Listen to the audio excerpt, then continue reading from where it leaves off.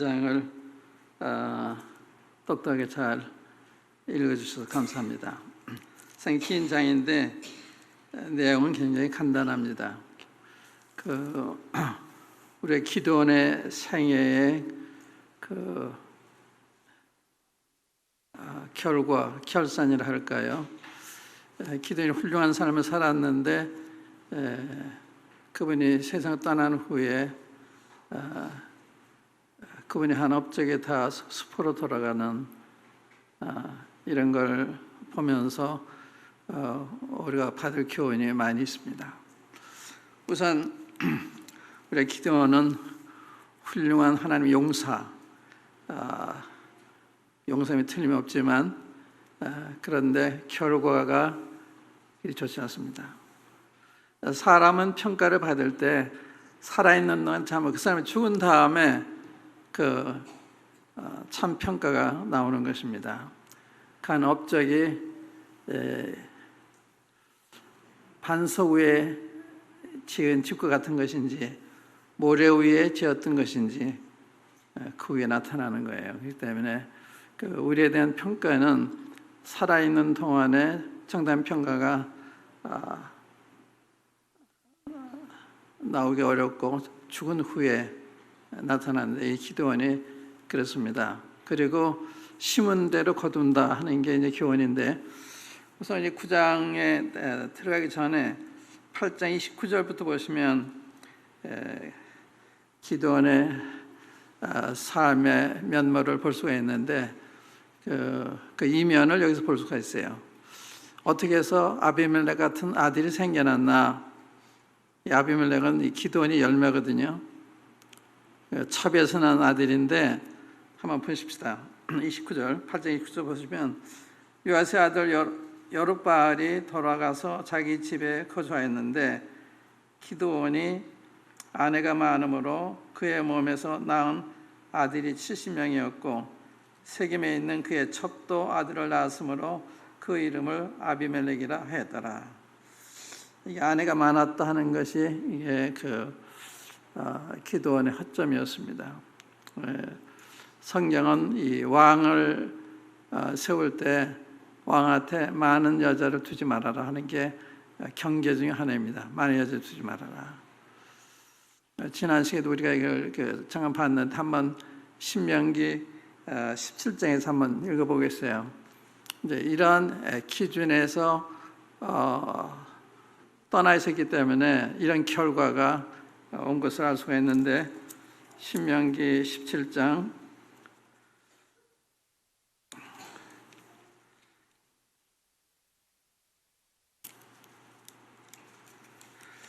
잘 안 들리면 잘 안 들린다 그러세요. 뒤에 잘 안 들린다 그러시는데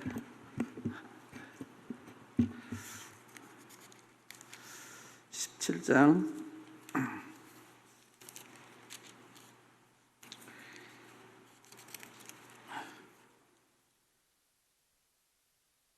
14절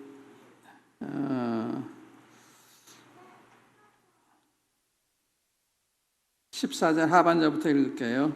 끝부분에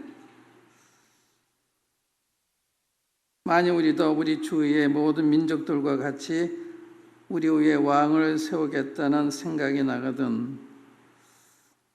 주님이 이걸 미리 예측을 하셨던 것 같습니다. 반드시 내 하나님 여호와께서 택하신 자를 내 위에 왕으로 세울 것이며 반드시 하나님이 택하신 자를 위에 세워야 되는 택한 사람, 장로를 세울 때도 마찬가지야. 다 이게 이런 기준에서 맞지 않으면 후유증이 생기는 것입니다. 반드시 하나님이 택하신 자를 내 위에 왕으로 세울 것이며 내 위에 왕을 세우려면 내 형제 중에서 한 사람을 할 것이요 내 형제 아닌 타국인을 내 위에 세우지 말 것이며 구원 얻지 않은 사람 안 되는 거죠. 그는 병마를 많이 두지 말 것이요 병마를 많이 얻으려고 그 백성을 애굽으로 돌아가게 하지 말 것이니 이는 여호와께서 너희에게 이르시기를 너희가 이후에는 그 길로 다시 돌아가지 말 것이라 하셨으며, 그러니까 하나님의 종은 사람의 힘을 의지하면 안 된다. 그래서 군말을 많이 두지 말아라. 또 17절에 그에게 아내를 많이 두어 그의 마음이 미혹되게 하지 말 것이며 자기를 위하여 은금을 많이 쌓지 말 것이니라. 이게 이제 규례예요. 왕을 세울 때 이러한 규범을 지키도록. 그런데 기드온이 많은 아내를 뒀습니다. 거기에 첩까지 두어서 여기 아비멜렉이 왜 어떻게 해서 이러면서 사람이 생겼나?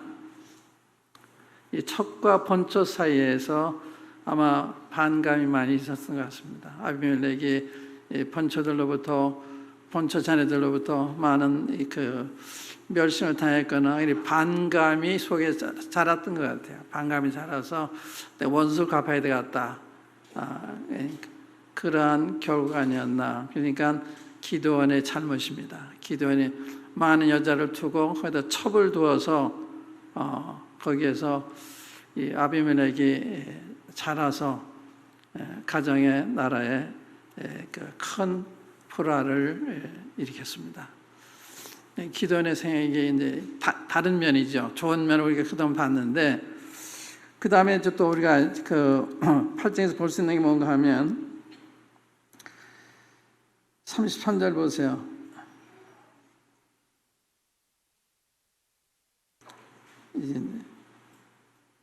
사사기 8장입니다. 33절 기드온이 이미 죽음에 이스라엘 자손이 돌아서서 바알들을 따라가 음행하였으며 또 바알 브릿을 자기들의 신으로 삼고. 기드온이 죽자마자 어떻게 이렇게 빨리 바알들을 섬겨댔을까? 백성들의 양육을 제대로 못했구나. 하나님의 살아계심을 정말 보여주지 못했구나. 보여줬어요. 보여줬는데 그는 겉면만 본 거예요. 그들이 이방인의 압박으로부터 자유함받는 이 정도 하나님 은혜 입었다. 그 이상을 몰랐던 것 같아요. 영적으로 하나님 아는 지식에서 자라지 못했던 것 같습니다. 그러니까 속히 이방신을 따라가죠. 그러니까 평소에 우리가 주님 아는 지식에서 자라지 않으면 하나님 살아계신 하나님 정말 신뢰할 만한 하나님 것이 내 마음에 와 닿지 않으면 이러한 시험이나 유혹이 올 때 극복하기가 어려운 거죠. 그러니까 기드온이 그런 외적인 이 전쟁에서 승리를 가져다 주긴 했지만 내면적으로 하나님 아는 지 잘하도록 믿음의 자손들을 기르지 못했던 것 같습니다. 우리의 장래를 포기하는 거죠. 우리가 이렇게 신앙생활하는데 개인적으로 하나님 살아계시다는 게 확신이 되지 않으면 난 흔들리는 거예요. 롯이 구원받은 사람이었지만 아브라함의 그늘 밑에서 신앙생활을 하다가 아브라함과 헤어지니까 금방 소돔 고모를 가잖아요. 각자가 자기 신앙을 가지고 있어요. 자기 신앙을 가지고 있어야 되는 거예요. 그렇지 않으면 세상의 유혹에 세상의 흐름에 표류되어 갈 수밖에 없는, 지금은 굉장히 어려운 시대예요. 어려운 시대이기 때문에 우리가 개인적으로 주님을 아는 지혜에 살아가지 않으면 세상의 흐름에서 우리 자신을 지켜낼 수가 있을까? 지금 기독교가 상당히 부패해 있습니다. 우리 기독교 인구가 한국의 4분의 1, 25%가 기독교 인구라고 알려졌었는데, 그러면 4명 중 한 사람이 기독교인이잖아요. 근데 사회가 이렇게 부패했어요. 기독교인 같은 모습은 안 보이잖아요, 사회에서. 우리의 영향이 그렇게 없다는 걸 의미하는 거예요. 우리가 소금과 빛이잖아요. 우리가 정말 사회에서 소금과 빛의 역할을 하고 있었다면 사회는 이렇게 되지 않아요. 그런데 세상은 거의 다 썩었습니다. 나라의 장래가 어떻게 될지 알 수 없는, 예측할 수 없는 이런 이 내리막길을 가고 있는데도 모르고 있는,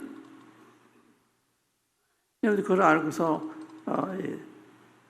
기도해야 되고 주님 앞에서 손과 빛의 역할을 하도록 철저해야 되는데, 그걸 못하니까 세상에 보는 게 없잖아요. 빛이 없으니까 이게 어떤 게 옳은 건지 알 수가 없는 거예요. 소금의 역할을 하지 않으니까 부패하는데 그걸 막아주지 못해요. 그냥 계속 썩어가는 거죠. 지연은 되는데 계속 썩어가는 거예요. 그러니까 우리가 구원받고 지금 신앙에서 하고 있는데 어느 정도의 삶을 살고 있냐 하는 것이 사회와 연관이 있어요. 사회가 잘못되는 것은 교회가 잘못됐기 때문에 사회가 잘못되는 거예요. 교회가 경건하면 사회도 그 영향을 받는 것입니다. 우리 존재하는 목적이 뭐예요? 모였다 헤어지고 성경 공부 헤어지고 하나님 이런 분이다, 그거 아는 것은 뭘 해요? 우리가 있는 위치에서 신앙인의 위치를 지켜야 되는 건데, 부정직한 건 NO! 이렇게 해야 되는데 그걸 못하는 거예요. 이해관계 빠져고 그러니까 그런 믿음 가지고 어떻게 이 세대를 이길 수가 있겠어요? 그러니까 여기 기도원이 그러한 점에서 실패했구나. 기도원은 성공한 사람 같은데 실패한 사람이에요. 왜냐하면 그 후손들이 금방 바알 신을 섬기고 또 다른 우상을 자기들 신으로 이렇게 삼았으니까.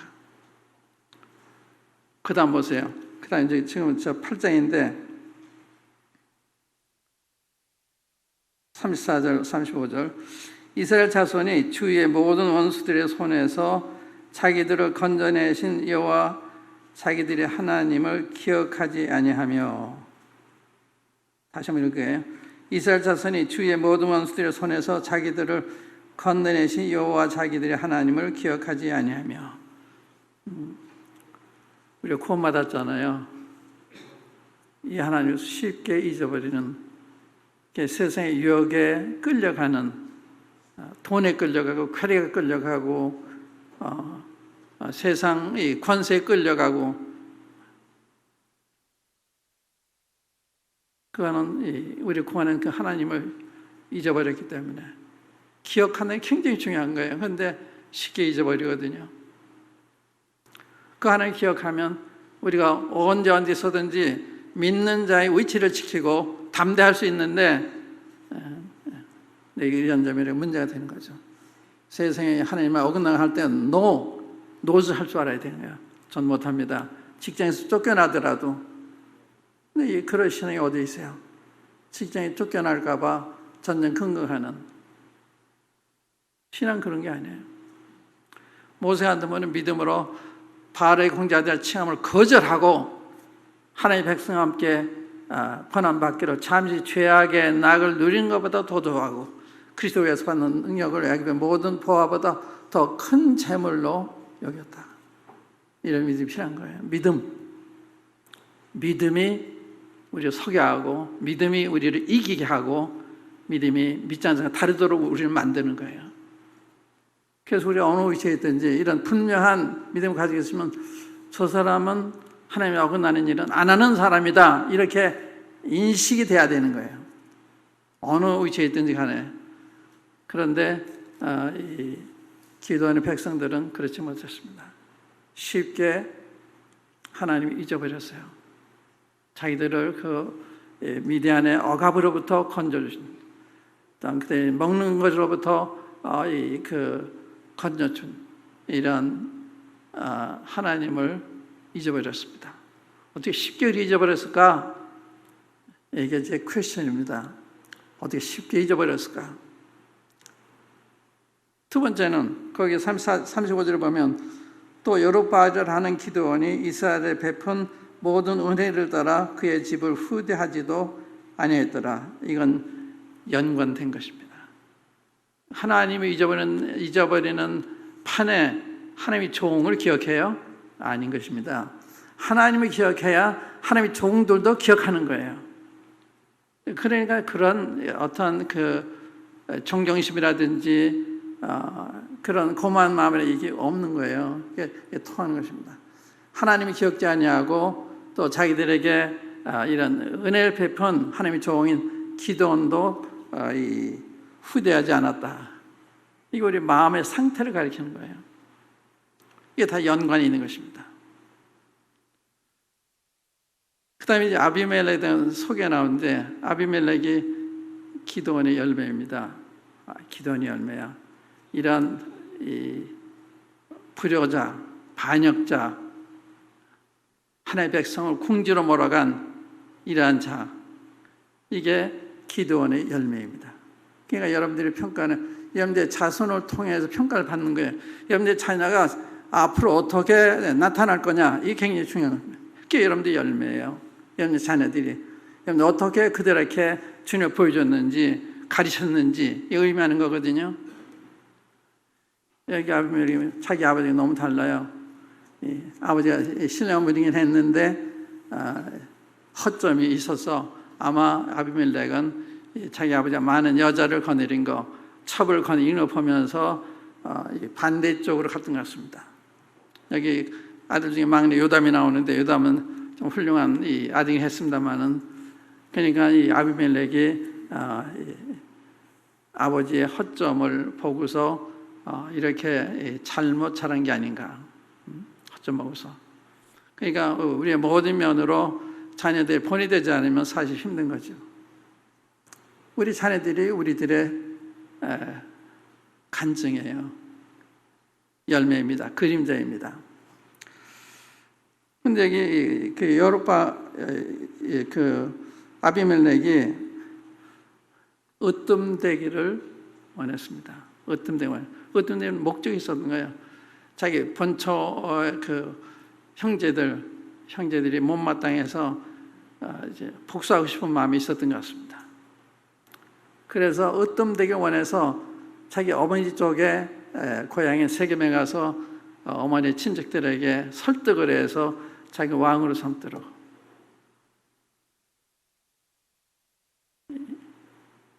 이거 뭘 의미하는 거예요? 스스로 높아지길 바라는 굉장히 위험한 것입니다. 우리가 그런 게 다 조금씩 있을 수도 있어요.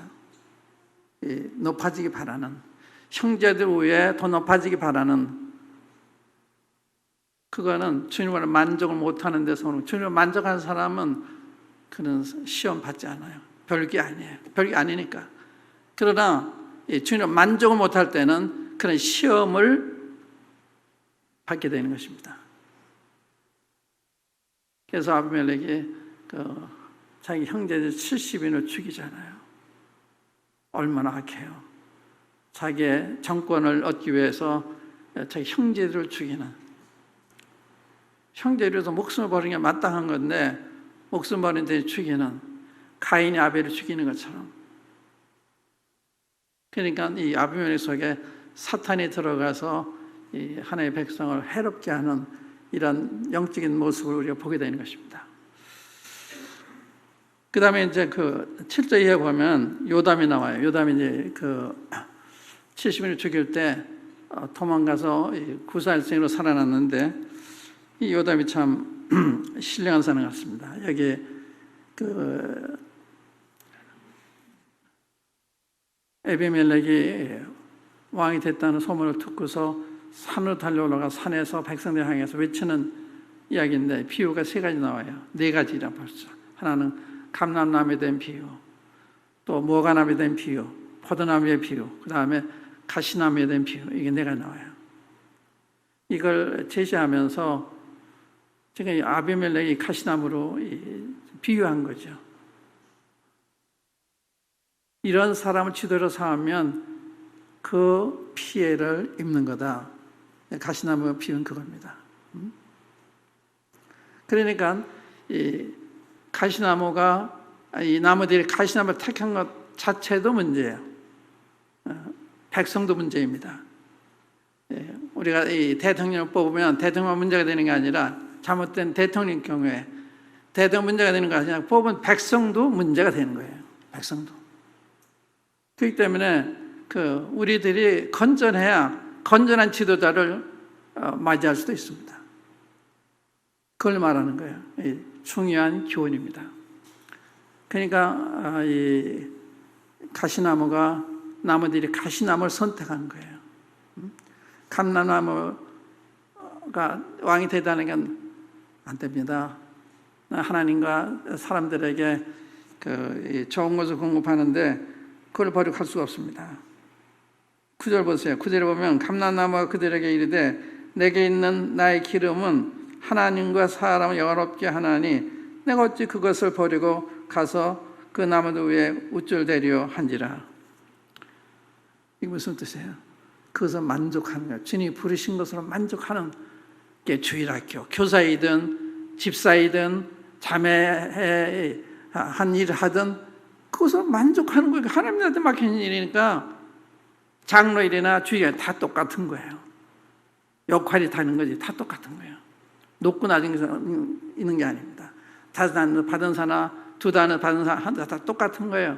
그 자기의 분량대로 살면 되는 거예요. 1달러도 받은 사람이 5달러 받은 사람처럼 살려고 그럴 필요 없어요. 그렇게 되는 게 아닙니다.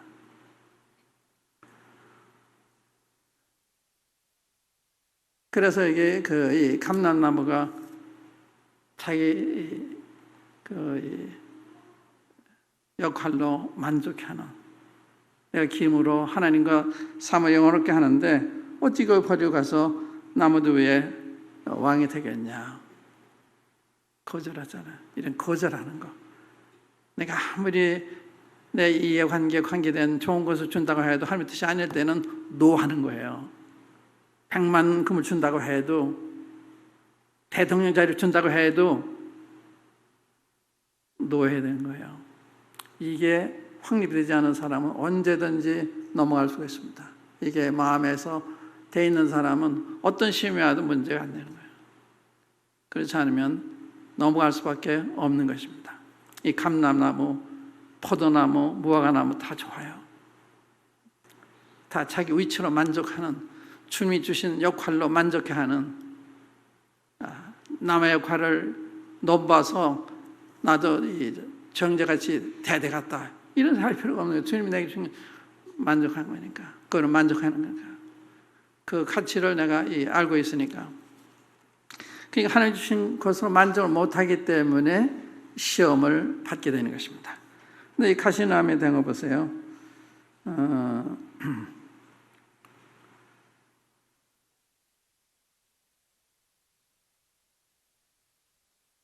14절 보시면 이에 모든 나무가 가시나무에게 이르되 너는 와서 우리 위에 왕이 되라 하매 가시나무가 나무들에게 이르되 만일 너희가 참으로 내게 기름을 부어 너희 위에 왕으로 삼겠거든 와서 내 그늘에 피하라.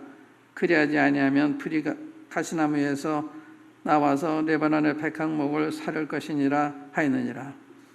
이런 사람은 지도자면 안 되잖아요. 근데 이런 사람 지도를 받아들여요. 그러니까 나에게 피해를 받는 거거든요. 그러니까 세겜 사람들이 피해를 받고 또 아비멜렉도 자기 행한 대로 받고 다 그렇게 되잖아요. 그런데 이 모든 걸 우리가 봐야 되는 것은 하나님이 다 보고 계신 거예요. 하나님이. 그래서 하나님이 행한 대로 갚으시는. 그래서 이제 22절인가 그거 보면 아비멜렉이 왕이 된 3년 만에 하나님께서 아비멜렉과 세겜 사람들 사이에 악한 영을 보내심에 세겜 사람들이 아비멜렉을 배반하여서 배반하는 일이 일어나잖아요. 배반하는 일이. 하나님이 개입하시는 거예요. 하나님이 역사하실 때는 평온한 거, 태평한 게 증거입니다. 근데 하나님 우리를 다루실 때는 배반하는 일, 이런 일이 일어나는 거예요. 배반하는 일. 솔로몬이 잘못할 때 여러 사람이 솔로몬 대적하더라. 대적한 일이 일어나잖아요. 아비멜렉한테 세겜 사람들이 왕을 삼은 사람들이 아비멜렉을 배반하는, 그 다음에 이 배반의 역사죠. 그러니까 내란이 일어나고 그렇잖아요. 계속 심은 대로 거두는. 그래서 항상 선을 따라가는, 갈라디아서에 너희는 만을 여기지 말라.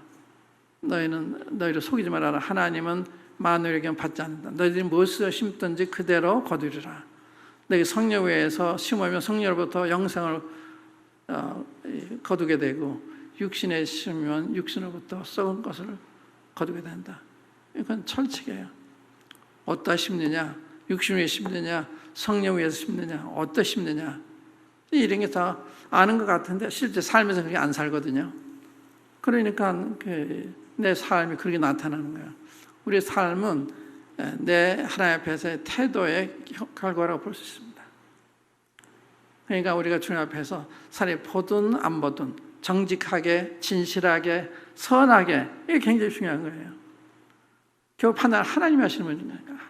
하나님이 하시는 거니까. 이것이 확립되어 있지 않으면 사람의 눈을 피했을 때 내 마음대로 하는, 그건 아니죠. 하나님이 다 보시는데, 다 들으시는데. 경건한 사람은 하나님 앞에서 말하고 하나님 앞에 행동하는 거예요. 사람 이전에. 그게 굉장히 중요한 원리거든요. 경건이 뭐예요? 하나님이 다 보시니까, 하나님이 다 들으시니까 그 앞에서 처신하는 거죠. 그 앞에 잘못하면 지금 잘못했습니다. 이렇게 되는 거예요. 그래서 나중에 보면 이제 심은 대로 거두는, 아까 23절에도 하나님이 악한 영을 보내서 세겜 사람들과 아벨 사이에 갈등이 일어나게 하시고, 또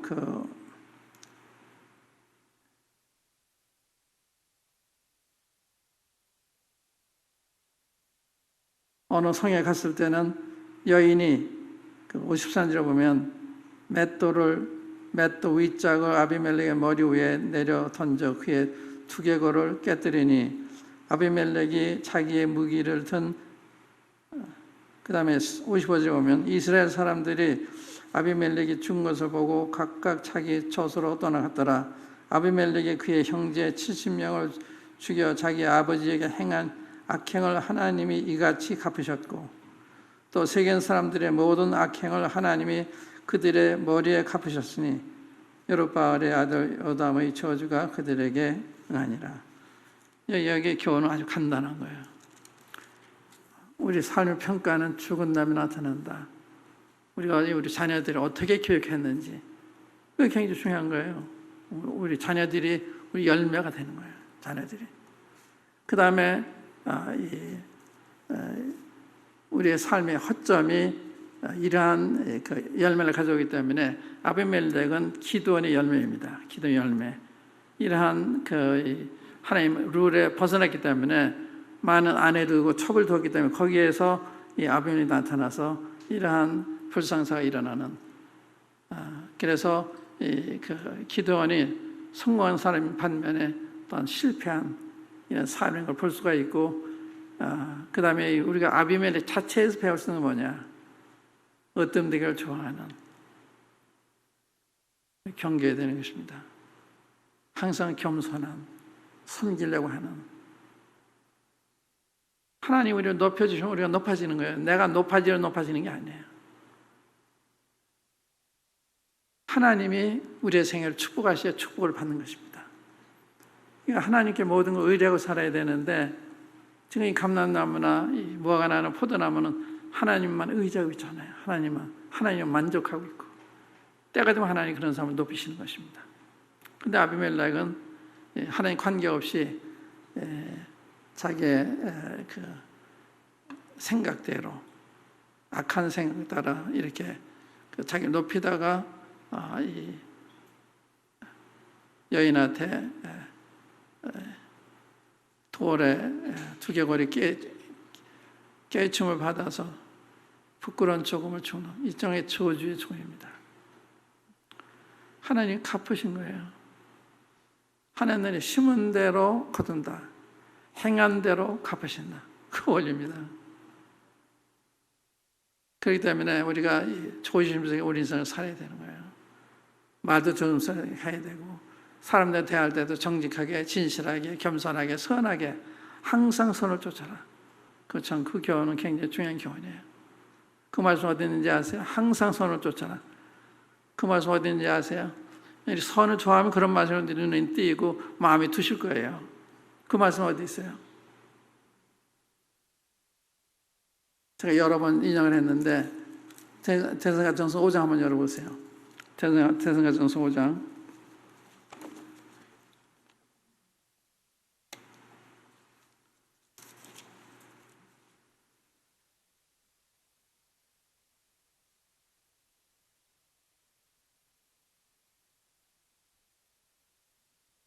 14절 15절에 보시면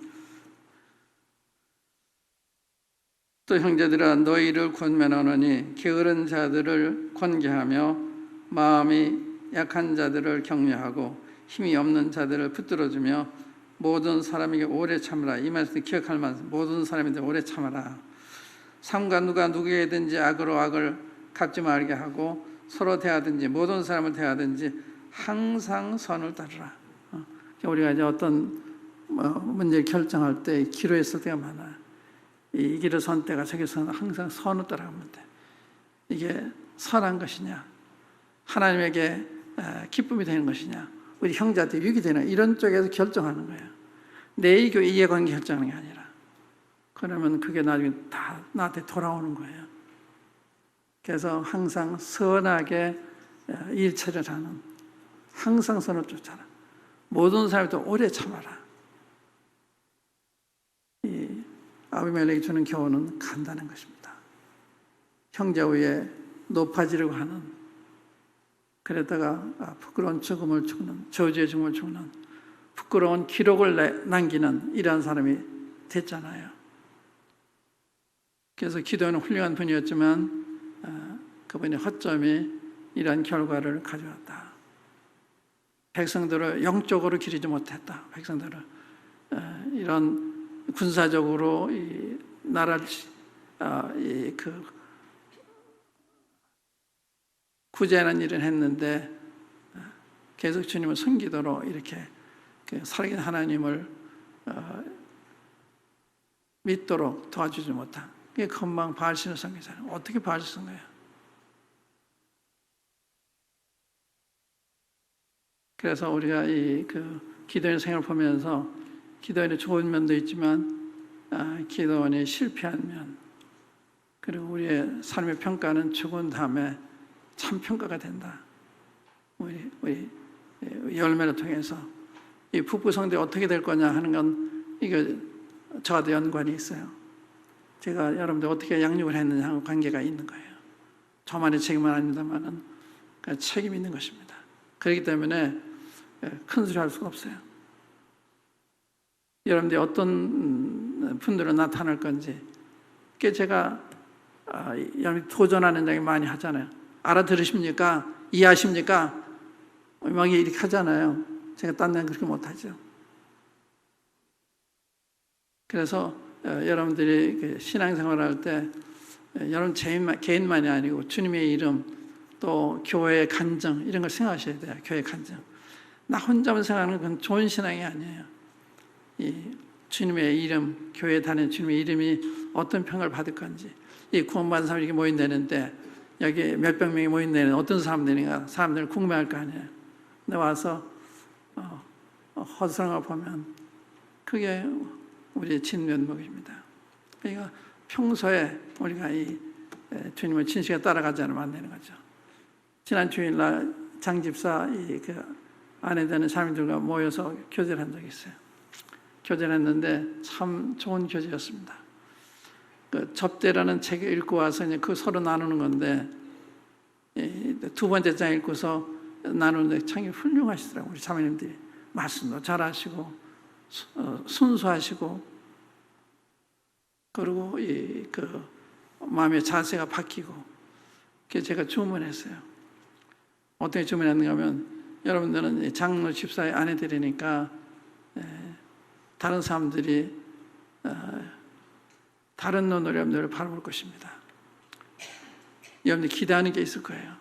기대 맞지 않으면 안 되잖아요. 그러니까 갱글의 일꾼에는 베베처럼 부부교회 일꾼으로 생각하시고 그런 본을 보여주시면 이것이 다른 자매님들에게도 이렇게 감화가 돼서 다른 자매님들도 이렇게 주님을 잘 따라가게 되지 않겠어요? 네, 주문했어요. 우리 한 사람 중에 우리 한 사람이 똑바로 서 잘 걸어가면 다른 사람한테 보이게 영향이 되는 거예요. 우리가 다 서는 게 굉장히 필요한 것입니다. 경건한 삶. 그런 분들이 몇 분 있어요? 몇 분? 많은 것 같지는 않고 몇 분 있어요. 그래서 그저 저희 모임은요, 주일날은 많이 모이는데 수요일날은 이래도 되는 거가, 저는 수요일 보고 평가하지 주일 보고 평가하지 않아요. 주일로 만족한다면 잘못 보시는 거예요. 수요일이 더 중요한 것입니다. 수요일을 보고서 평가를 할 수가 있어요. 제가 지난주에 그 주일날 말씀 중에서 전혀 힘을 썼다, 그 말씀을 얘기하면서 어떤 일이 있어도 성경보혈을 양보하지 않았다. 어떤 일이 있어도 기도 시간에 양보하지 않았다. 어떤 일이 있어도 예배를 양보하지 않았다. 그게 전혀 힘썼다는 말이 뜻이다. 이 전혀 힘썼다는 말이 계속했다. 어떤 일이 있어도 백절불굴하게 계속했다. 그러니까 그 어떤 일에도 굴하지 않고 지켜나가는 그런 열정, 그게 그저 의무감에서 오는 게 아니거든요. 주님에 대한 경외심, 사랑에서 오는 거라고요. 그러니까 뭐 이래야 된다, 저래야 된다, 그건 좋은 게 아니에요. 이제 스스로 돼야 되는 거예요. 말씀이 있고 감동을 받으면 그 변화가 여러분들 삶에 나타나야 되잖아요. 여러분들 그런 분들 많이 계시는데 만족하지 마시고, 차선은 최선의 원수란 말이 있어요. 이 정도 하면 괜찮게 그렇게 생각하지 마시고, 얼마든지 우리가 이 주님 앞에 영광을 돌리면은 최선의 여지가 남아 있습니다. 그러니까 그 최선을 다하시는, 또 장집사 그 MT가 있었는데요. 거기 질문이 뭐 있었는가 하면, 하나님이 형제님에게 원하신 것이 무엇이고 어떻게 반응하고 있습니까? 나에게 하나님 원하신 게 뭐냐, 이런 질문에서 뭐하게, 어느 형제님이 자신은 한결 갖기를 원한다. 그리고 한결 갖다는 평을 직장에서 받고 있고, 근데 아직 교회에서는 얘기 못 들었지만 말 안 쓴 거지. 그분 한결 같으시면 제가 볼 때 한결 같으세요. 이렇게. 이 한결 같은 무슨 말인가 하면, 지위가 높아져도 흔들리지 않는 거예요. 여전히 겸손한 마음으로. 다윗이 그 사울 왕이 다윗을 군대 장관으로 세웠잖아요. 임명했을 때 사울의 신하들도 그걸 합당히 여기고 백성도 합당히 여기다 그랬어요. 왜 합당히 여겼느냐? 다윗이 높아지지 않았어요. 그가 군대 장관이 돼 여전히 자기 농부 아들처럼 겸손하게 행하니까 백성들과 되게 왕래하는 거예요. 난 당신과 이제는 지위가 다릅니다, 이런 태도가 아니에요. 여전히 그들과 왕래하면서 그 장관이 되기 전과 같은 이런 태도를 보이니까 존경스러울 거 아니에요. 그래서 이 사울의 신하들도 합당히 여기고, 또 이 백성도 합당히 여겼다. 자기 분수를 따라 행하기 때문에. 그게 굉장히 중요한 게, 분수를 따라 행하는 거. 이 분수라는 것은 뭔가 하면 자기의 믿음의 분량대로 행하는 거예요. 그러니까 자기를 과대평가하지 않는다고, 과소평가를 할 수 있는 거 안 하려고 그런 거고, 과대평가하는 거 할 수 없는 거 할 수 있다고 생각하는 거죠. 과대평가도 안 해요. 과소평가도 안 해요. 내 믿음의 분량대로 겸손히 걸어가면 주님이 우리를 높이시는 것입니다. 주님이 높여주셔야 내가 높아지는 거예요. 내가 높아지는 게 아니에요. 이 아비멜렉은 그러한 점에서 큰 실패한 신약 성경의 디오드로베와 같은 으뜸되기를 좋아하는 이러한 삶이었어요. 그것이 많은 사람들을 죽였고, 또 많은 사람들을 죽이게 했고, 내란 통해서 많은 사람이 죽었고, 이러한 나라의 불행과 비극을 초래한 이러한 삶이 됐어요. 그게 기도원의 결과입니다. 기도원의 삶의 결산이에요. 그래서 우리가 그걸 생각을 해서 우리 자녀들을 잘 가르치는 거, 말씀대로 잘 가르치는 거, 하나님은 살아계시다는 걸 보여주는 거, 이게 굉장히 중요한 거거든요. 그리고 우리 자녀들이 우리를 따라서 믿음을 계승하는 거 아니에요. 그게 중요한 거예요. 나만 잘 믿어서 되는 게 아니에요. 우리 자손들이 잘 따라오도록 가르치는,